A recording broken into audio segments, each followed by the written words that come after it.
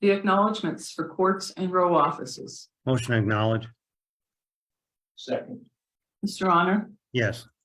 Mr. Lukasevich? Yes, with the exception of the 2 law enforcement officers / peace officers, adult probation officers hiring under the courts due to it being the court's consistent non-compliance with Act 57 of 2020, which serves to protect law enforcement agencies and the public from putting policing authorities in the hands of those with a history of misconduct.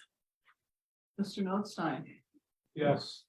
I'm also going to comment on Act 57 again, and I feel it's always necessary to reemphasize my discontent with the courts and non-compliance with Act 57 of 2020. 2 county solicitors and labor counsel for the county have not assessed that adult or juvenile probation officers are a protected class or an exception to this law.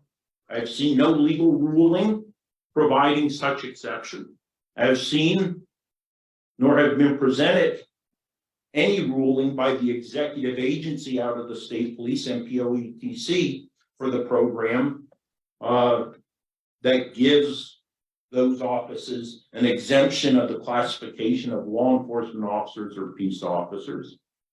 I have seen an opinion from an attorney from AOPC who made that, but again, that is simply an opinion. And I will say, now Governor Shapiro, when he was Attorney General in 2022, stated, if you don't participate, that's against the law. And I know there was an individual here not too long ago saying that it was voluntary.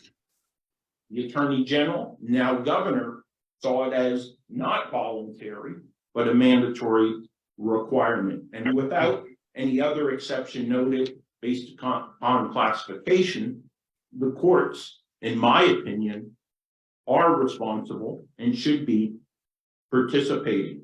The Chief of Police of the Pennsylvania Chiefs of Police Association also had no opposition within his ranks to this act, and actually said the legislation was long overdue. Not one police department in Carbon County wants to employ a law enforcement officer or peace officer with a record of misconduct. Not one police department or police chief in the Commonwealth of Pennsylvania wants to mistakenly hire a law enforcement officer with a history of egregious misconduct. I don't think Carbon County has any desire to hire such an individual either. And we need to take those actions to ensure it doesn't happen. I know there's mentioned in this forum that this law is imperfect. Are imperfect laws to be disregarded?